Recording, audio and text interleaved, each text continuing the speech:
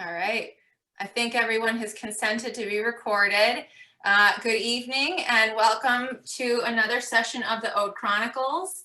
I am Libby Reitmann again, your moderator for this evening. And we are once again talking about what we talk about the most, which is our Ode to Laz Backyard Style Ultra Marathon here in Michigan. Which also happens to be a golden ticket event. So I am joined tonight by our top 3 2021 runners. Our event just took place on July 10th, so roughly just a little less than 2 weeks ago, and everybody looks like they're pretty fresh. So I've got David Compton with me, I've got Sarah Moore with me, and I've got Piotr Chadovich. Very good. Yeah, good okay. job. All right. Welcome, you guys. Thank you for joining me. If our listeners or viewers are watching for the first time, our Backyard Style Ultra Marathon, Google it, look it up, but it is a 4.167. Did I get it right? Yes. Yep. I'm finally learning it. 4.167 mile loop on the hour every hour until there is only one person left. And our last man standing this year was Piotr. So congratulations. Thank Sarah you. Moore, Yeah. You got that Thank you very assist, much. girl. She carried him. She carried him for 166 miles. I don't know who was carrying who, but I was she pushed there. me, yes. She pushed me and David pushed me. Both of them pushed me, yeah.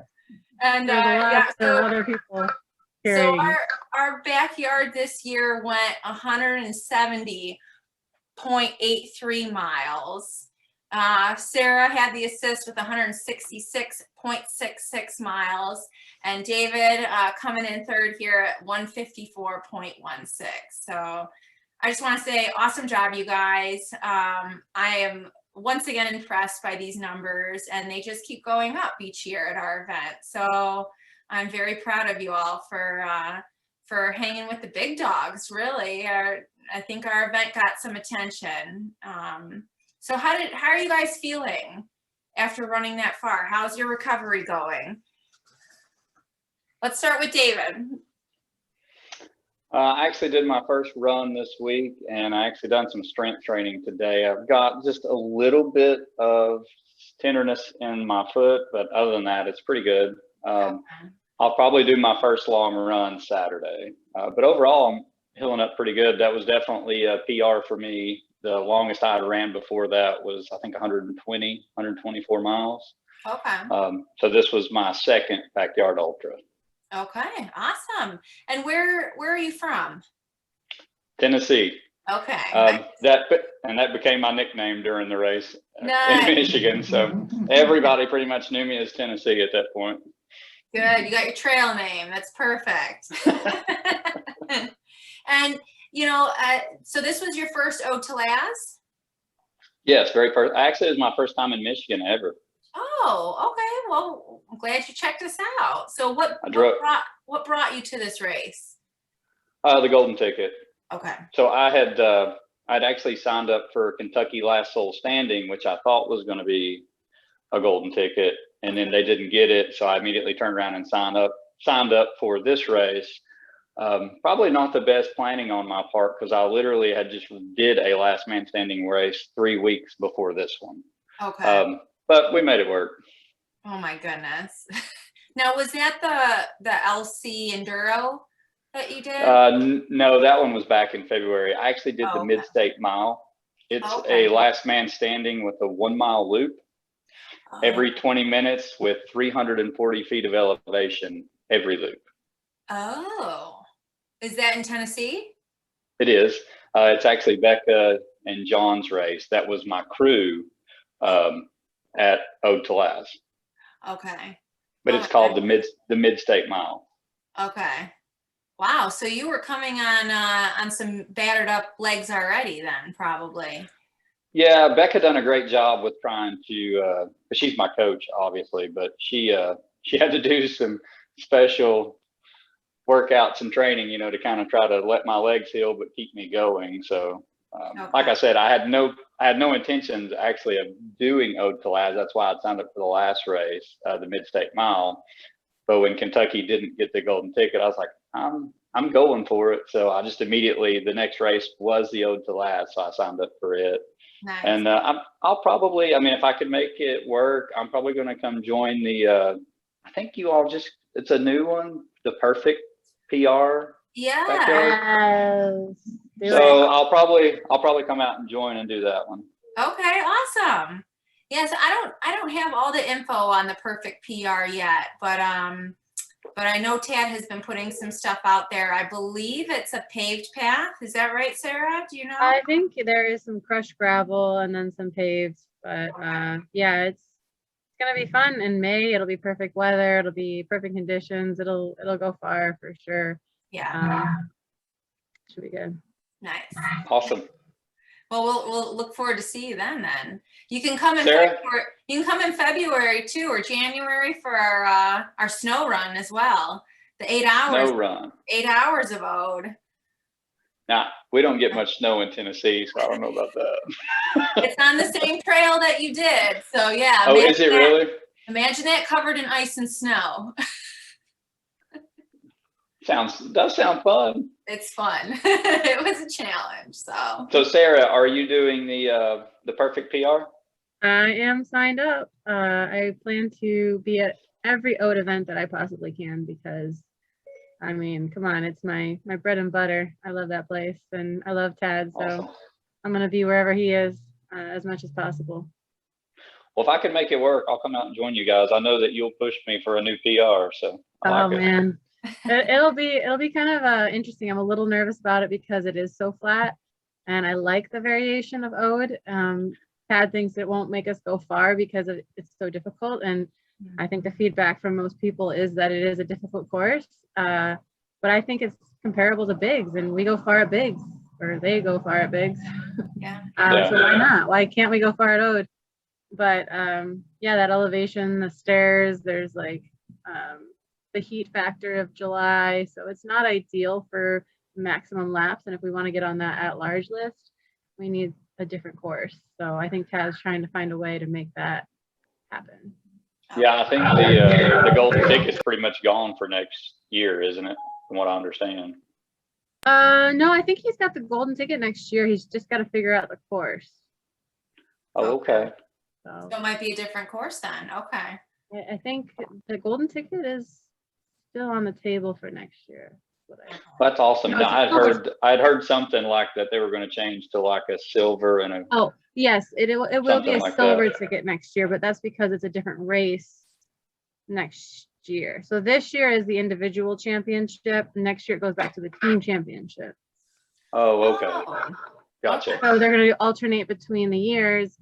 So this year it'll be the full 70 international squad come to Tennessee, and next year it'll be the satellite events all over the world simultaneously with a 15-person team per country. So that's the difference. And so the silver ticket will get you into that 15-person team. Oh, that's cool. That's cool. I liked the team approach last year. I thought that was neat. So. It's unique. Yeah, it Yeah. definitely adds a little different flair and yeah, team bonding, or I don't know, like country pride and all of that. So I wonder, Piotr, how did that work for you? If there's a Belarus team, what does that mean? Yeah. Yes. Do you make the US team? Are you playing against your own? How does that I work? don't know, because it could be tricky for me to go back to Belarus and compete there to qualify for Belarus and then run from there, right? Yeah. So You just got to be ours now. So we've just assumed you as one of us. Sorry, yeah, we'll see. Yeah. you're stuck with us. So, Piotr, tell me, where did you travel from? You don't live in Michigan. From Washington State. Yeah. Washington. Okay. And did the golden ticket bring you to Michigan? Yes. Yeah. Okay. Was this your first backyard style? I was creeping on your ultra sign up page and I've seen a lot of 50 and 100 milers for you, but I didn't. Yeah, it was my third. Okay. So I started with big dog, but I didn't go as high as I was hoping. Okay. And then I was looking for golden ticket events just to be sure kind of to go there again to try to redeem myself. And so I found, so I registered for OD to Laz first, but then I also found another event which was a bit before that. So I registered to both events, but to the other event I was kind of on wait list. Okay. So it's a Capital Backyard. So until late, I was not sure whether I would go there or not. So I did go, though, but also I didn't go that high. So Okay. yeah. Yeah. So what did you think of our course? I know Sarah said that a lot of the people say, you know, when they run it for the first time, that it is a challenging course. How does it compare to what you trained on? Yeah, so I think it's, I would say that it's, and I don't know, Sarah, what you think, but I think it's a bit harder than Big Dogs course. Okay. I don't know if you would agree with that. But it's a bit Yeah. harder because there are steeper sections and the stair. So from this perspective, yeah, it's more challenging. But otherwise, so let's see. It's to me it was a comparable to previous Capital Backyard somewhat. Oh, okay.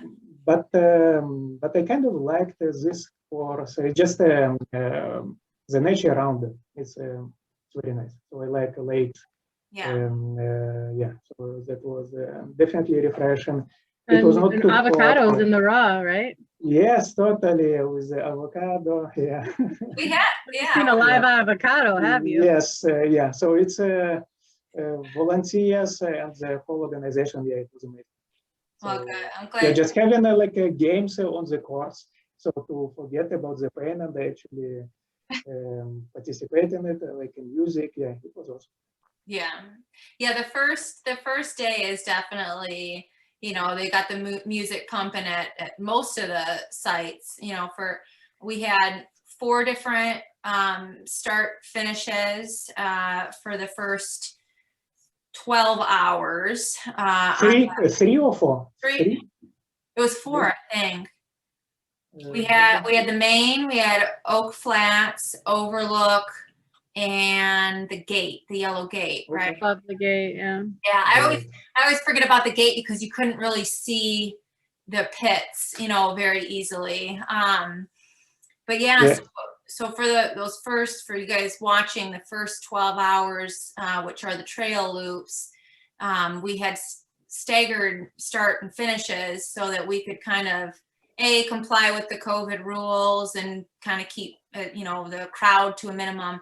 And then really to help kind of spread out runners on the trail because it is a single track and it gets pretty tight and bottleneck in some areas. So we don't want anybody tripping over big rocks and stuff because it's too crowded, but it seemed to work really well this year.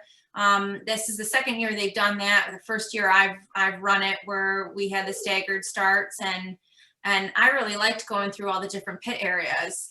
You know, that I think Sarah said you did an interview with Ridge Runners recently, and one of the comments you made I totally agree with. You said that it was, you know, kind of like a party every time you went through, you know, those different pits, and but then after that 13th lap when we started on the road, all those pits go away. So yeah, it made for a sad second day when I knew it was coming. I was like, oof, it's gonna be rough coming up these stairs and having nobody here. Yeah. And I don't know what you guys thought, but I knew it was coming. But man, that second day was rough for me. For one. Oh yeah, I missed it. I played cornhole every lap. It was wonderful. Yeah. Yeah, so that is kind of a little bit of they even queued up my favorite song on Overlook. Thank you to the run. What are they called? CRU plant. Oh, I'm not running fit. Shout out if you don't get it right. Yeah.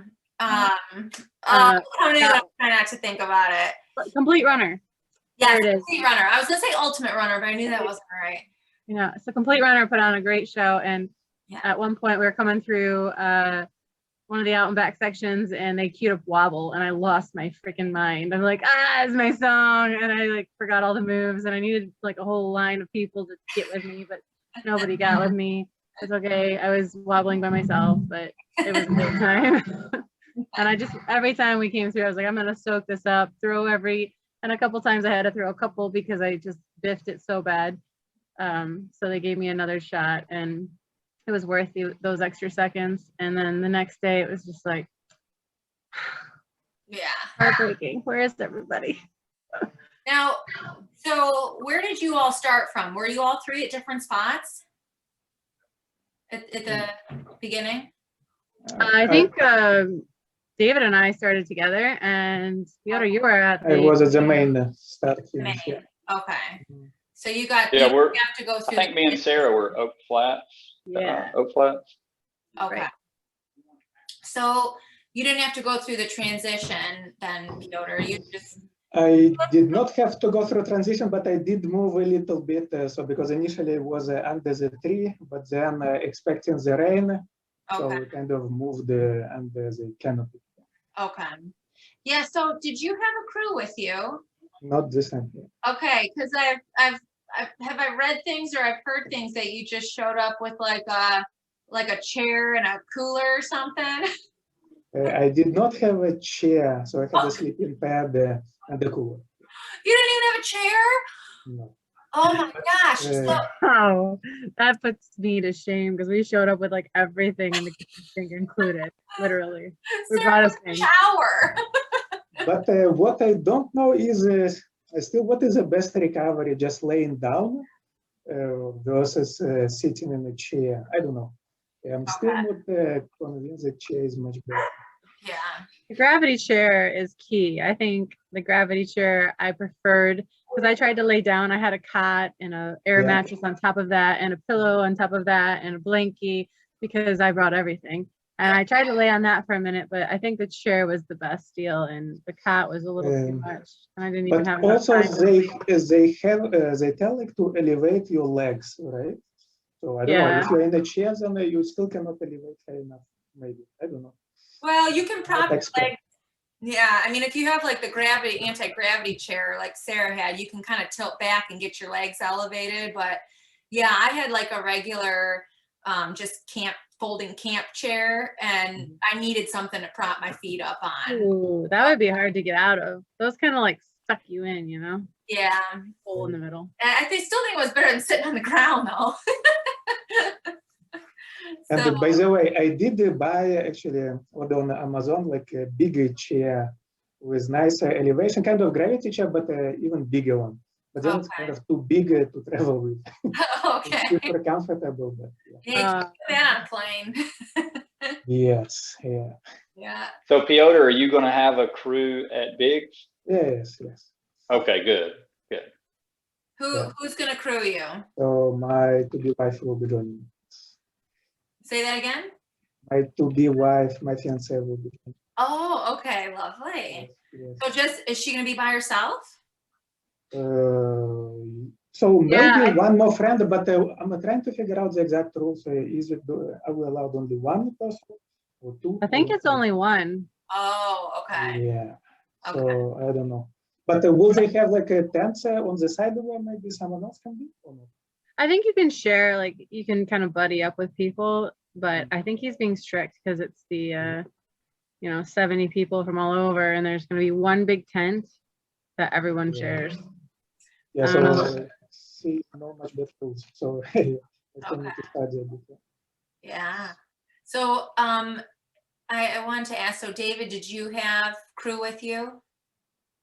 Yeah, my coach Becca and John, her boyfriend, they were both crewing me. Okay. He's so they both actually traveled up from Tennessee as well. They live in Nashville and I live in Knoxville. So for me, it's like almost a 10-hour, little over 10-hour drive. And I'm like Sarah. I mean, I would have loved to have flown, but I pretty much brought the kitchen sink with me for this race. I mean, anything you could possibly think of, plus Becca and John brought all of their stuff. So, I mean, we had a great setup, and we also shared a space with Casey George, he come up from Kentucky. He's a guy I met at Zon 100 this year. Okay. And when I told him I signed up for Ode to Laz, he immediately signed up so we could run together for a while. So he ran the entire 12 hours on the trail. But as soon as we switched to the road, he didn't fare very well on the road. But that was his very first last man standing race. So I was actually quite impressed. He got 60 plus miles, so not bad for your very first one. And I think he's only ran like 3 ultras. Oh wow, that's great. So he done pretty good. Yeah. Yeah, that's fantastic for that course and that format. It's relentless. Yeah, he was a little upset with himself, but I told him, I was like, man, this is a hard trail. And I said, you've never actually had to stop every 4.1 miles and wait. I was like, that's a game changer. That's a game changer. They're totally different formats. You can't compare. It's a mind screws up your mind, and you see what I did there? And it also if you're not used to that timing and having the hardest part of the course is not actually the course. It's getting up from your chair and walking to that start line every hour and choosing to do that. Yeah. Yep. And that was my biggest thing. I kept telling him, I was like, the biggest thing is like, you cannot, I was like, when we done the 100 miler and stuff, I was like, you can have a bad 5 mile stretch. You can walk it, still finish the race. I said, you can't do that here. 1 bad lap's all it takes. And it goes down real quick from there. So he was like, tell me about it. That makes sense. So tell me about your bad lap then. Piotr, did you have a bad lap, or were you feeling solid the whole time? So actually, I need to add a little bit on the crew part. So I didn't have a crew with me, but second day, so I had the volunteers and James, and then Kim from iAthlete Club. So without their support, I'm not sure how far I would go. Because it was definitely super helpful to have actually some good food and drinks and someone taking care of me. Yeah, so it was super helpful. So as for bad laps, I didn't have a lap where I thought I was like at risk of not making it. So I think all laps from this perspective were comfortable. Some laps maybe I would have a little bit less time, but it was kind of expected because maybe I was doing something during the break, like going to restroom, and then I didn't have enough time to eat, drink, so I would take something with me. So it starts slow, but then we'll try to catch up. Okay. Yeah. So otherwise, I would say it was more or less controlled.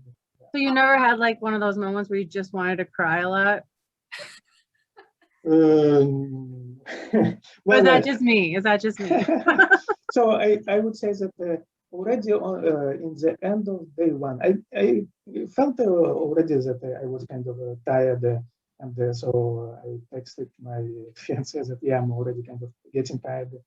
But it's probably kind of expected, and we can just keep pushing. Yeah, actually, we had some discussion also with David at night time. Like, okay, should we just kind of stop because we kind of beat our previous records? So you could say, okay, so it's already good enough, right? But then also still our kind of motivation, and David was also in the same mindset that we're not going to stop from the chairs. We're going to push until we're like running out of time, essentially. Yeah. I think all of us did that. Yeah, me and Piotr ran several laps together, probably from 20 something on. Oh, God. And we talked a lot, and I asked Piotr, I was like, what is your goal? He's like, the goal is for me to push myself to see how far I can go. I'm like, well, great, that's my goal. I was like, let's see. And we talked for several laps, and we never really had bad laps. We did have, some laps where Piotr would look at me and he'd be like, David, that was a fast lap for you. And I'm like, well, I feel good right now. But then the next lap I would follow Piotr, so it was, bad laps don't necessarily mean you feel like you're going to time out. Right. But I will say lap 36 was where mine went south. What happened? Can you pinpoint anything? Was it a new thing? I'm thinking 36. Is that the first lap we've done on the road? No, it's the last one on the Last trail. of the trails, yeah. It's when Sarah accelerated and then we were trying to catch up a bit. Yeah. I had my first good lap of the day. Thank you. Oh yeah, that was. Yeah, you were feeling good. The No, I second wasn't. part, the second Oh. part, right? No, I wasn't feeling good. Something happened, but the last half of that lap started to feel like I think things went numb or something. Because Okay. I can't explain it. I don't know what happened. I blacked out. I'm gonna say my lap 36 was. I still hit my 52-minute time I was going for, but my stomach started turning really bad, and then so I tried to eat. I did get some food bound, but when we started lap 37, I think I took off in front of you all. You But both were in front of me. Yeah. My stomach went really bad though, so I was literally throwing up while I was running. Oh no. But I was trying my best not to let anybody see me. I choked it down a few times. I didn't want Sarah and Piotr to see that I was starting to struggle. So I was like, Dude, I was crying the whole loop. Why are you worried about you struggling? I'm only worried about me. I'm like, someone got a tissue around here? Oh no. Okay. But immediately from that lap, it just kind of started shutting down because I couldn't drink, I couldn't eat. I think the next lap was my last lap. Okay. And then I timed out. So I did not make my 38th I think you lap. did 2 more. Didn't you do 2 more? You did 2 more. I did 36 and I did 37, but I timed out on 38, I believe. Okay. I think. I ended up with like 154 miles, but Yeah. So I mean, I funny 'cause could. you were the strongest one. Everyone was like, this guy, he's got it. It's in the bag. And I could even sense it. I'm like, I mean, that was part of like I don't know. I'm so weak at this point. I can't even put one foot in front of the other. And this guy's just like floating along, like, hey, how you doing? You doing great? And I'm like, oh my gosh, to feel that good would be so nice right now. And it's not like you were even playing mind games. You were feeling good. And if I was feeling good, I would have been the same way, but I clearly wasn't. And that's one thing I will say I loved about the 3 of us running. There was no trash talking. I mean, everybody was supporting each other. It was really good. I mean, and you're right, Sarah, up till, even lap 35, I was like, oh, I feel great, like if we're doing, and then lap 36. You were just trying to give me a boost, like, hey, how you doing? I'm like, I'm not doing so good. I don't do so well at hiding it, so. Lap 36 just went, halfway through that lap, my stomach just started turning and I was like, oh no. And when you can't keep food and water down, it's not going to last much longer after that. Yeah. Oh man. Well, I'll tell you, I'm going to share with you, Sarah, because I don't know, there was a huge thing going on about Little Debbie's versus Mr. Kipling's, and I went 13. Kipling won, by the way. Kipling won, but by a landslide. Tell your husband that my worst lap, and I don't remember what lap it was, but it occurred after I ate a Little Debbie zebra. Ooh, Little Debbie's going down. And I felt like such crap that entire lap. Like I was sluggish and just like I could not get, I don't know what, I just felt terrible. Doesn't use the best ingredients. Kipling's is like only the top notch. The Little Debbie almost brought me down, and I did not eat any more of the Little Debbies that I had packed the entire time. She is little, but she is mighty. Yeah. Bringing you down. And those zebra rolls are hefty, So. No. I'm sorry. I have to correct you there. It's zebra. Oh, the zebra roll. Yeah. It was not good. So now, so speaking of fuel, I heard Piotr fueled mostly on beer. It's so I was not so I had as drinks Coke, Tailwind, and water, but then maybe also my food was not that great necessarily. Okay. Those days. Then so I was trying, okay, let me try something else, and it's kind of first day, so you still can afford to try different things, I guess. And so I tried 2 beers, and the Cafe Disco, that one was kind of very actually good for me. Yeah. And I was not even sure that whether it had alcohol or not. I didn't check, but it had I don't probably check either. it had I don't check either. I think it had the caffeine, so also this was boosting a bit. Yeah, it was like a coffee. Wasn't it like a coffee? Doodle explosion in your mouth. That's what it says Yeah, on- so- I have one inside if you want me to go get it. Oh man, I ate like 6 hot dogs. my So God. 6 hot dogs is good, yeah. yeah, Yeah, like burgers, hot dogs, I think it's very good, yeah. funless, just the dog, but they kept me going pretty good. You didn't go for the buns? I did not eat the buns. I just ate the dog. So I don't know. It was like the right amount of You're salt. killing me. Well, Oh boy. Sarah, you're the one who told me to eat real food. So Wow, you're gonna blame this on me? yeah, I felt great. You're shoving wieners in your mouth. It's your fault. It was my crew. So I'm not having any part of that. That's you need to take ownership for your. we'll blame it on them. So guys, so this is something new. We have apparently Zoom is going to cut us off in less than a minute. So I don't know why, but I apparently need to upgrade and I haven't. So I am going to close this session of part 1, and then I'm going to attempt to send another link and have our Ode Chronicles part 2. I'm so glad that we're gonna end on you shoving sausages in your mouth. It's a great way to close out part 1. I mean, that'll keep me coming back for part 2. What's part 2 got in store? So yeah, with that in mind, stay tuned, everybody, and we'll be right back with part 2 of our 2021 top 3 backyard runners here. All right. Sounds good. Talk in a minute, Bye. yeah. All right. See you in a minute. Heyo.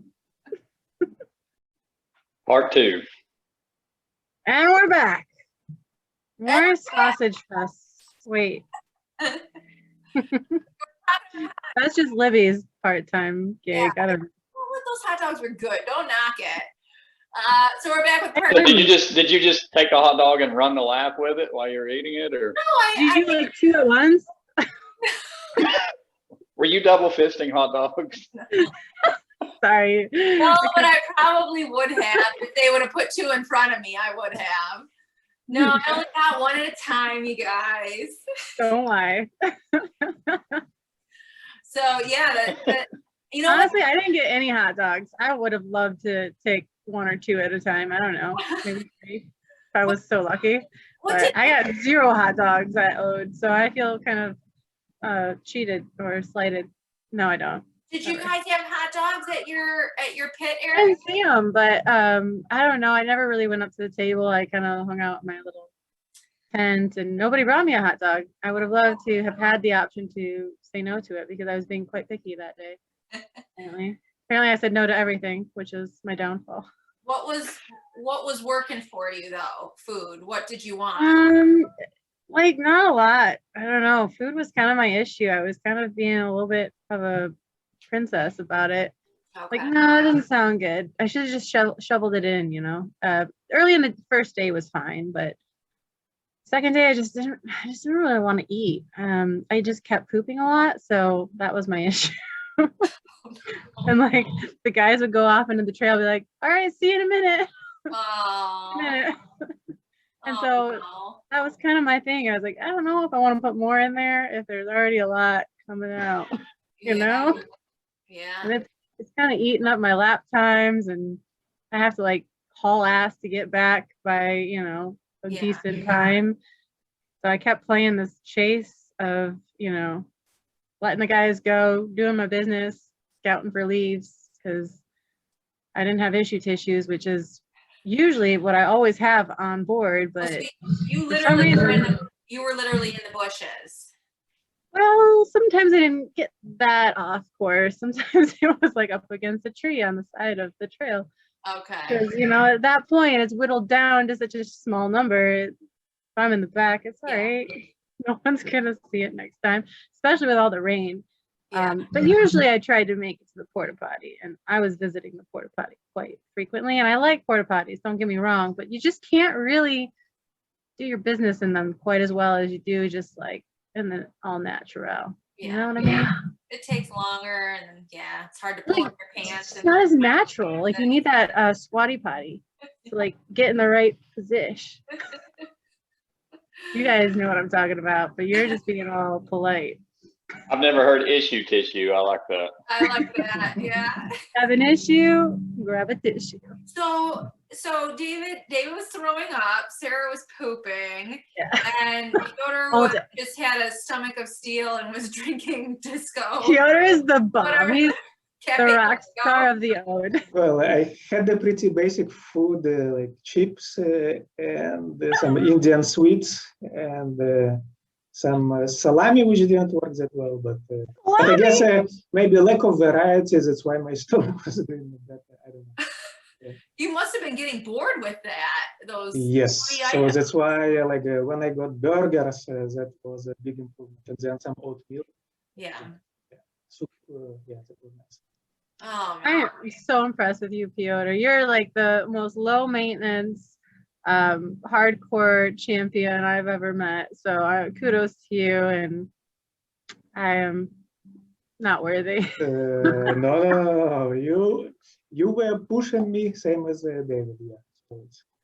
And, David always just made it look easy. He's just like David floating was along. making it look easy. I agree. Yeah. Until I fell apart. And until it was, until he. What's so bad is Becca, my coach on lap 37, she's like, she's like, what do you want to eat? And I'm like, nothing, staying down. I don't want anything. I was like, it's terrible. She's like, do you want a beer? And I'm like, nope. And like the look on her face at that point, like, cause I never turn down beer. Like there's been races where I've won, finished and won the race just on beer. And when I said no to beer, I could just see it on her face, like, uh-oh, we're really in trouble, And I was like, oh, good. So not the only one to drink beer, that's good. But did you drink beer during the race? Who, me? Mm-hmm. No, I did not. This is actually one of the very first races I drank no beer. Now I will say before the race, this is the same with any ultra I run. I always take a big shot of Fireball. Like that's my initiation to start the race. So I actually handed it to Casey. I handed it to Casey and I'm like, here. And he's like, I was like, we got to do this before every race. I do it before every race. So he's like, what is with the Fireball? Because we had Fireball at the Overlook too. Mm-hmm. Fireball's great. It gives you good breath when you've been running for a long time. It's like more of a, mouthwash. Okay.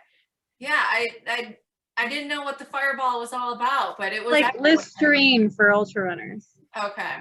Actually, I'm discovering as well about it. Yeah, so I didn't try this one. Yeah. Did you have Fireball? Not yet. Yeah. Okay. But you I like cinnamon, right? It's like cinnamony. You may not want to have 12 Fireballs, Piotr. You might want to just 12 beers and one Fireball. Yeah, don't do 12 Fireballs. Wash the cafe disco down. It helps get rid of that after coffee taste. Just a chaser. And only in the beginning of the race. Better. So you could do it during, because in the morning time, and if you don't want to brush your teeth, you just. Yeah, people at Overlook, people were doing it, mid-race. So it was out and people were grabbing it. I don't know. Nobody ever brought me any, so I didn't drink any. I just ate the hot dogs. I don't know if Fireball would go good with 6 hot dogs. That's a good combo. Yeah. I don't know. Next time I'm just gonna go on hot dogs alone. So I was getting a little full at the end though. Maybe you just needed some buns. My belly was starting to get a little full. And when we got home, my husband was like, that all needs to come out of you. Like you're gonna be on the toilet all day tomorrow. And really it wasn't bad. I never got a stomach ache, so it was okay. But so toward I I wanted to ask you guys about when it got down to just the three of you. You know, what kind of was going through your head? You know, Sarah, you said you were kind of struggling around that point, and was there anything mental going on with you guys? You know, thinking that you were not going to be able to do it? Did the mental get to you, or was it all physical? David, in I your mean, case, for me, the mental was happening all day Sunday. all day. I don't know if it was a combination of just watching how it was good and bad, because I wanted this to go as far as possible. That was my goal going into this. Like, I want the Ode to be on the map as a big backyard. So if this goes, we need as many people to go as far as possible for this to be, you know, noticed and, you know, credible backyard. So I was happy, but at the same time scared. Like, we go into the night with 69 people. Lap 13 had 69 people. We had 64 people total to start 2019. Yeah. Or 2019 was 64 or less or something like Yeah. that. 50. I don't know. It was less. It was an astronomical number to go into the night, and to see that many runners on the road, it was crazy. It was great. And to see 12, which is double the number we got to 100 last year. We had 6 last year. I think was, so. Yeah. Was incredible. So we got 12 people to 100 and beyond. And so now the game is on, right? Like, who is here to play? Sunday happens and the rain comes, the mud comes. I don't know. The mental game for me was more like me disappointed in myself for struggling so hard, because I didn't expect it to be so hard so soon. And I feel like I struggled really early, like from Sunday morning on. Okay. And all day. And the rain was great because it was such a relief from the heat. I thought the heat and the humidity from Saturday was terrible. Yeah, it was very Rain was hot. like a blessing, but then it brought the mud, and then you can't really run the hills and run up, or it's a totally different strategy on that course, especially the out and back section, and then the section before Eagle Hill. Oh, yes. That gets really muddy, and so then it just sucks your energy. Yeah. So you got to be patient, and on day 2, it's hard. If that was on day 1, it would be hard. Yeah. But it's, you know, you've got some miles on your legs now, and so that became hard. And then the whole poop factor, that was shitty. I'm sorry, but literally. No pun intended. Yeah. Yeah. I don't know about you guys. How did you feel about day 1 versus day 2? But day 2 was noticeably harder for me because of the mud. I got a lot more energy in day 2, because like Matt asked me this in his podcast, and like he's like, "What did you think after 24 hours?" I was like, "The race is just starting." Like, now like you said, Sarah, you actually see the people that are here to compete. You know, like that are their whole goal is to be the last person standing. And I think when you get down to like 5 or 6 people, that's when it really gets interesting. And I was still pretty focused and pretty pumped at that point, but not to say I didn't have problems. Like, I never really had any type of like mental breakdown at all. I do remember around 115, 120 miles, somewhere right in there, I started complaining about my hips. And it was so funny. My coaches would not let me even talk about it. Like, they would just shut me down and like start asking me other questions. So eventually I quit even talking about anything hurting. Like, it was just, I just ran. You know, like, my job was 52 minutes and that's all I focused on. I mean, I don't even think this is probably one of the few races I've actually ran and I never even put headphones in. Okay. Ever. You know, normally at night I run with headphones, but I just never did. But I was pretty good. I do remember one loop. This was, I guess, we were probably, I don't know, 70, 80 miles in. And I just remember Sarah like tearing through. This was when we're on the trail section, or it might have been a little earlier. I can't remember, but she was just like, she come barreling through, and I'm like, wow, you found your second win. She's like, nope, got to poop, and she just kept running. And I was like, oh, well. Story of my life. Oh, gosh. Done without that. I don't know what it was. I was trying to research like what it could have been that triggered this every loop urge and need. I don't know. I had it once before at a different race. I don't know what it was. I cannot pinpoint it. So I'm kind of like, You didn't have anything that you normally don't eat? I did, and I don't want to blame it because so we had the transition thing. So we're at Oak Flats for the first 12 hours, and I'm thinking, well, I don't want to have to move everything, so we'll just order food. I'll get tropical smoothie and get some smoothies, a wrap. Someone will go pick it up, bring it back, and the whole crew and everybody will get fed. And that will be enough food for lunch and dinner. Like, I like to have some normal food to look forward to.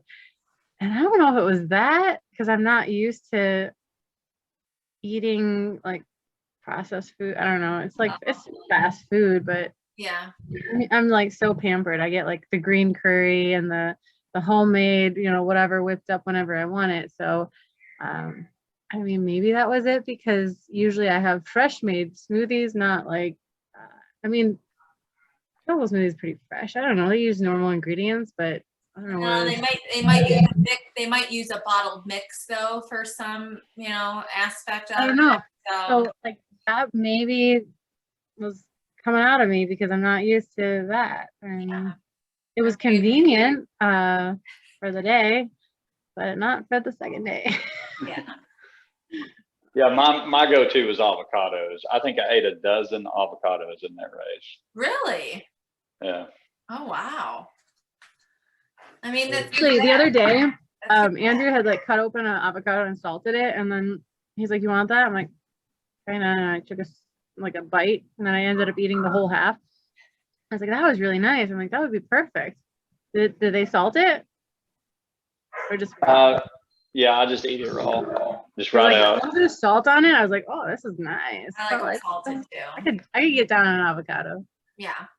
especially as I have my whole sidekick that Right. dresses on. So Yeah, I was gonna say, every time you run a loop and you see him out there dancing, I can't believe you don't think about an avocado.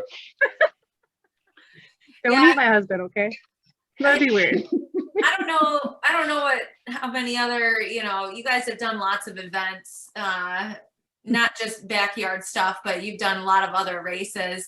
I like to think that we're a very fun race. I don't know if you guys can attest to that. There was a lot of energy. I Yeah. had no fun, none. I see Piotr shaking his head. Yeah. Totally, yes. Yeah, probably the finest race I participated in. Yep. Oh, good. Yeah, the first 12 hours was a party. It was Yeah. great. Totally. Yeah. Yeah, we need to find a way to keep that party going. Because I think the more, energy We need a Sunday brunch or something where everyone comes back for eggs and bacon and more cornhole. I don't know, mimosas. We can. I think we can get people back on a Sunday. Yeah. We should do that. So I'm also a race director myself. Oh, and really? I think Tad did a great job, and just to support the crew. I know the work that goes into that, so I think they've done a great job. What race do you direct? We direct a couple. We do Fort Frenzy. It's in Vonore. It's a timed race. It's 3, 6, 12, or 24 hours. Okay. And then we actually do a race in December called Gone Loco. Of course, all of our races are in Tennessee, but it's like a old rails to trail system. It's kind of like a mini Virginia Creeper.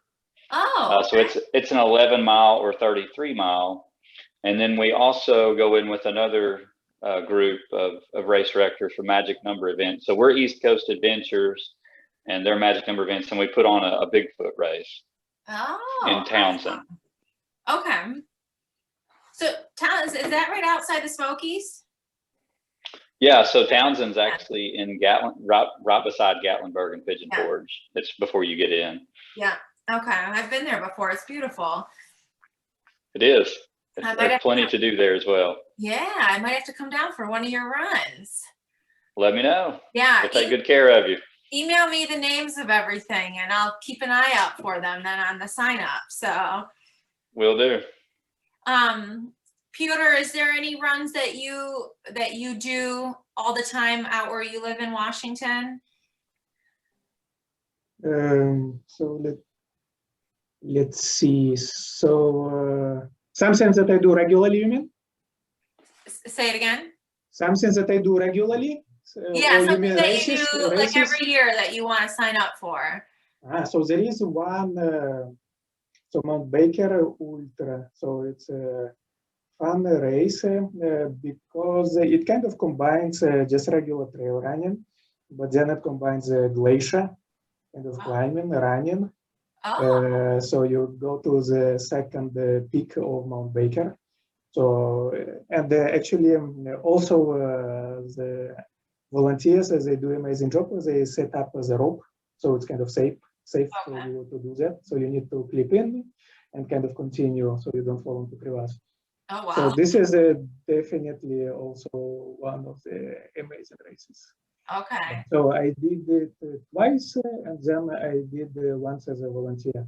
So by the way, volunteering on it is also a lot of work. So, Okay. Yeah. maybe I was more tired after volunteering than after. Yeah. It's 50 miles there.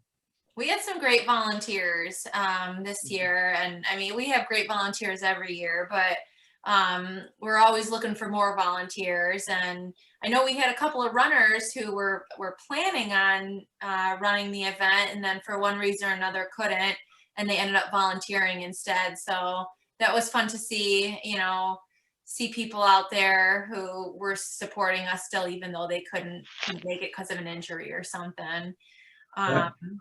Totally. Big thanks to all volunteers. Yeah. Yeah. Without you, it wouldn't be happening.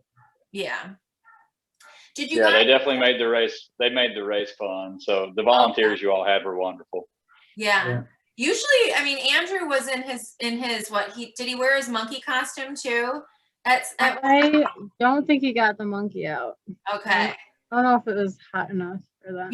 Usually there's somebody in costume. Cold enough. At most every race. We had a giant chicken head one in the winter, and so there's usually somebody out there trying to rile people up. But well, I mean, I saw my first Chewbacca. avocado paddling, so or paddle boarding. So there is that. Yeah, there was Andrew also made a lot of runners happy. Yeah. Yeah. Yeah. Sorry. I think there was also a Chewbacca out there. Oh, I didn't see a Chewy. Mm-hmm. Oh, I missed. Maybe that was after Chewy may or may not have touched my feet. Interesting. We might talk about that later. So was there any part of the course that you guys loved or hated? Were you a fan of the night loop or the trail loop, or how'd you feel about different sections too of the trail? I got to dislike some of the routes when I was going. So my last lap, I swore at every single route that and rock. I was like, I don't have to see you again. Goodbye. Yeah, I don't prefer. I mean, I love the whole Ode loop in general. I'm not going to complain, but I don't love that much the ankles away because of the slant, and it just doesn't feel comfortable. But are you talking about the last? It's like within the last quarter mile, yeah, and it's kind of that slanted bank, and you gotta just accept that you're not going to feel very comfortable as you're running across it, but it's minor compared to the most of it. But I guess it adds to the intrigue because it's coming. So you're like, okay, once I get through this, then I can get to that next section where I'm basically going to make that turn into the cabin and I'm home. So you can't really complain because you're almost home. How about you guys? Did anything on the trail stand out to you as particularly annoying? I love the trail. The road was what I didn't like. Oh, okay. I don't know why, but everything looked the same to me when we were like middle of the night, and I kept losing my pace. So it took me multiple laps to really figure out the road, because I would be like, I think I just ran this hill, so I kept getting confused. And The night is I think really confusing. No, I it agree. was. If you don't know it, and if you're not familiar with, like, you haven't done it a few times, it can feel really long. Yeah, there was one lap where that was probably my longest lap of the entire race. I come in at like 56 minutes. I just got so confused to where I was at. I was like, oh, I got time. And I walked the hill and I'm like, oh, I just screwed up. So it took me a long time to get the road down. It was confusing to me. Even though it was an out and back, it just all looked the same. Yeah. And it's very hilly. So You're kind of in this like tunnel too. Like Yeah. you have this green tunnel of everything surrounding you. It's beautiful at first when you can kind of see still and the light bugs are going, and it's nice that you can't really see other than the next curve ahead. Because I've been on long straight roads that are gonna last forever because you can see for miles. So I'm not sure which is worse, being lost in that like little curve that you're in, or seeing from out. What would you prefer? I don't know. I think I prefer Ode, but everyone has their own thing. Yeah. Well, Hindsight. I think going back, if I do that race again, I would be more prepared for that. But I remember the first couple laps, I was like, oh, I'm so confused where I'm even at. I can understand that for sure. Yeah. I think in my case, so I like the trail, but then also it's good to switch to a different terrain. So it's kind of just rotation from one surface to another. So it's kind of good moment. Yeah. And then let's see. So road. So I was looking forward also to the road running, because then I can listen to music at night time. So this was good. And then and initially first night also trying to be smart, walking uphill, not to spend too much energy with everyone else. But then second night also, yeah, you didn't walk many hills at all this second. Yeah, it was not easy to see, okay, is it big hill, small hill, should I run, should I walk? And then I ended up, okay, let me just keep kind of running at slow pace, up or down, and all this. And this is what I was doing.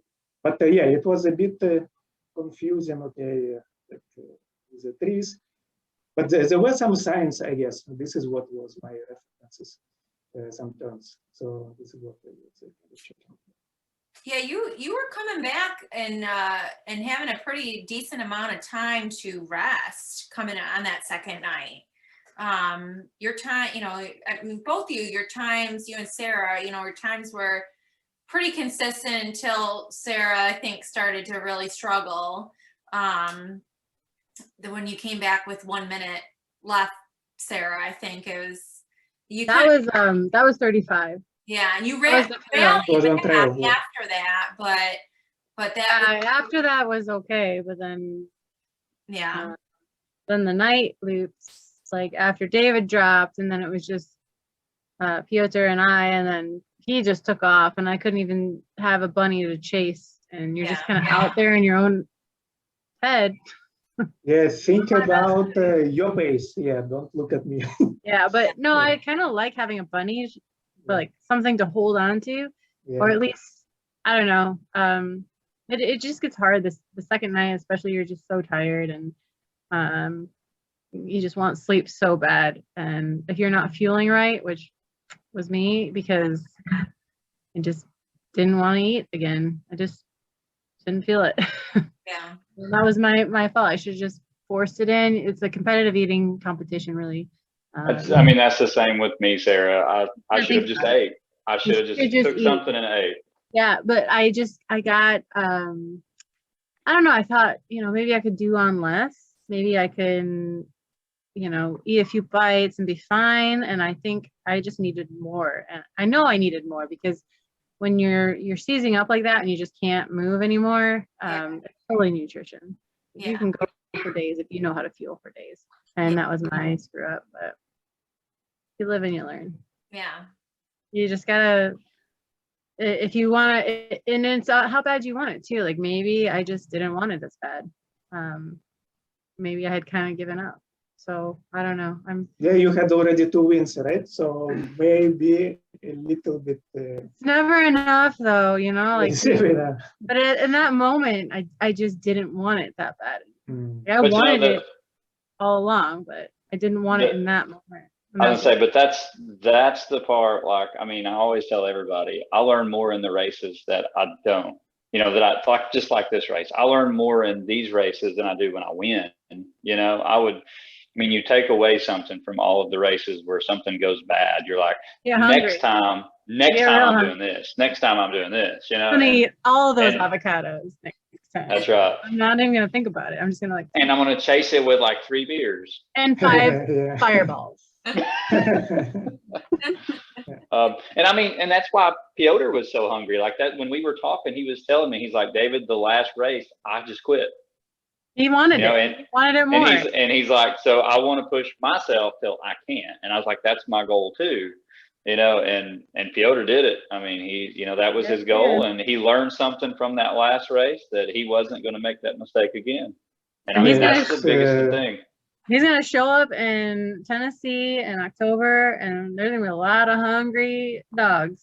Yeah. Totally, yes. And you're going to see where your limit is then, because I didn't show you. Yes. A couple weeks ago. So I think also this time, so what's really different, like my friend, I remember to be the last, not the first.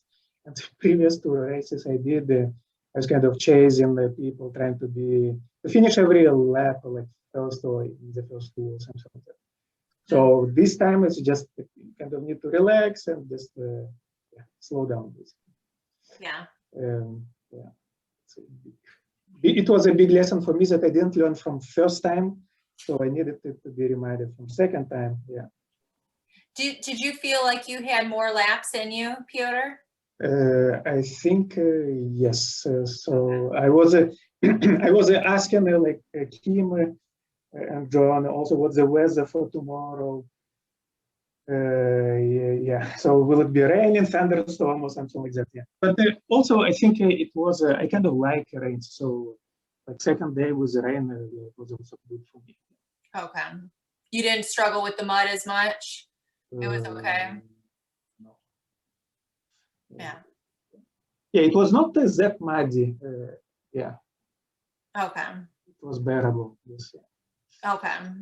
I guess maybe it's because I was so muddy myself. Oh, well, yeah. I mean, when you got multiple things going on, it only takes one more thing to really piss you off. So there was a lot of brown going down, and I can't eat anymore. But Sarah was going down like on that stair down the shores, like okay. Yeah. Really fast, very confidently. Yeah. I mean, it wasn't that bad. I think I was just grumpy. Yeah. That course does drain really well, which is nice because we've had rain last year where it rained. We had a delay. We couldn't even start on time because of the rain, but it wasn't even that bad. But I remember it slowing me down a bit. So fine, Piotr, if you found it fine, I guess I can't complain. It was probably fine then. You also survived on beer and chips for 12 hours. So in Washington State we have some trails. Well, it's rainy in general, right? So it's different perspectives. It's funny to see that you thought, oh, it's fine. Do we have more humidity than they do in Washington? You do, yes. Okay. Yeah. Did that seem to bother you at all? Because it was pretty darn humid that day. It was humid, yes. Yeah, I guess that's why also I was not using a t-shirt. Okay. The first, I don't remember how many hours. Yeah. But it did not. Fortunately, also like night time also it was relatively warm, right? So. It was not. Like it was hot as balls. Oh my gosh, it was so hot. All night long? All night long. Didn't it get down to the 60s? To me, it was perfect. I kept complaining. I'm like, guys, I need a cold drink. I'm so hot. I just need something cold. I'm dying. Like it was so hot all night. If it did get that cool, it never felt like It didn't like feel it that never way. did. It was just so humid, I think that, yeah. And there was really probably no breeze, you know, that road doesn't get much breeze normally anyways, I don't think, just because of how it is so tucked into the trees the entire way. So, yeah. Yeah, in some other races, every time you start, especially at night, you're kind of freezing because then you warm up. So in this case, you didn't have to freeze. So that was nice. Well, that's good. Yeah. Yeah. Getting cold in between time is hard. So, yeah. how many pairs of socks did you guys go through? I think I changed between the road or the trail and the road and then the road and the trail. And then, yeah, like however many times that is. So like 4. Yeah, I think I changed 3 pairs. 3 pairs. Okay. I probably should have done more because my feet were destroyed at the end. I saw some blisters. Yeah, I mean, it wasn't even the blister that hurt so bad. It was the bottom of my feet. I think I trusted my socks a little too much. I probably should have changed them a little bit more, especially as muddy and wet as it was. Because I think I had a little bit of trench foot going on. Okay. Yeah, I had 2, but more is better. It's, Okay. Yeah. because, my skin was a bit, not so good. Falling apart a little bit. Right. It's never good when you peel your sock off and a layer of skin comes with it. Yes. So did you guys have any foot problems other than Sarah? I saw some of your blisters that they were impressive. Did anybody else have some decent blisters or toenails that didn't stay with you? Or I didn't have any blisters between my toes, but I definitely had one on the inside of my foot, like where it was rubbing my shoe. Okay. It probably looked like Sarah's on the side of my foot. So, but I didn't have anything between my toes. I got lucky there. Oh, good. I'm sure it was just from the trail and all those roots and, you know, your feet hitting the side of your shoes. So. Yes. Yeah. Yeah, I have like toenails, lots of black toenails, but it's kind of expected. So I'm used to it with the Hoka shoes. So this is normal. And the right foot was swollen in the end a little bit. Ted thought it was much more than a little bit, but it did not hurt that much, so which is good. Okay. Yeah, and then normal then? Your swelling go down, you're all back to normal? Yes. Yeah. Good. Yeah, my feet were definitely swollen, and I only ran 54 miles. So don't do that. Don't do that. Only. I was very proud of myself. Don't misjudge me. 54 miles is a lot. I was super proud. And I finally have 2 black toenails, which I've never had a black toenail in my life. So I feel like it's kind of like a badge. Yeah. Was it your longest distance ever or not? Yes, it was. Yeah. And she should have gone further, but she had a flight to catch or something. So you know what? We're going to talk about that. That conversation is not over. I could have gone further, Sarah. I know you could have. I felt good when I stopped. I felt fine. Not happening next time, honey. Okay. So no, it won't. We're not planning. So we flew out to Glacier the next day, and I really didn't want to be crippled because we were hiking every day. And actually, my feet were a little sore, you know, but other than that, I was totally fine, and I couldn't believe it. Believe it. And next time we're going big. Do you want to know how long my longest training run was? I want you to guess. 20 miles. 15. 12. 8. 10. I didn't run more than 10 miles. Wow. You never ran a half marathon or marathon? For my longest run. No, not this time around. I mean, I've run back in the ode to 8 hours of ode for the winter. I ran a 50K, but between then and the ode to Laz, I didn't run more than 10 miles at a time. See? So next time we're going to Sunrise. You know what I did though is I strength trained, which I've never done before. And I really think it made a huge difference. So Well, then you have no excuse to get 100 miles. I next year. know, I know. Next time I'm gonna be running with you guys for a little while longer. So well, hey, And don't plan your vacation like on the Sunday of Ode. That was foolish. I know it was stupid. It was bad. It was a bad idea.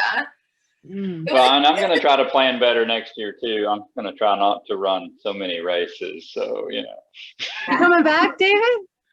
I'll definitely come back next year. Awesome. For one of them, I don't know if I'll do the perfect PR or Oh, okay. Okay. I'll do one of them. I'll figure it Sweet. out. Michigan's see just you. a long haul. Are we gonna get you back, Piotr? You gotta defend your title. It will be way harder to defend, right? with You have with you these guys, with you. Come on, you gotta come. Come back. absolutely We'll see. have to. We'll see. Yeah. Piotr, It is very Piotr, tempting. It is Piotr. very tempting. Let's say. Yeah. They're all gonna be cheering for you next Yeah. time because you said everyone was cheering for me. I'm like, that's because they It is don't a know really you nice yet. course. Yeah. They're gonna be cheering for you though. You gotta come.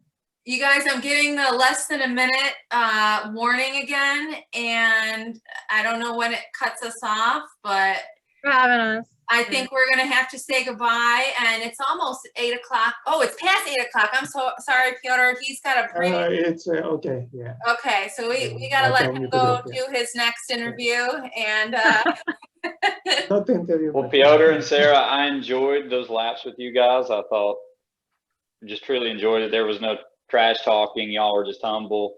I think we all did a great job. So thank you for Same pushing me along. here. Yeah. Nothing but love for you boys. Thank Looking you forward to running with you again. Yeah. for sure. Yes, definitely. Yeah.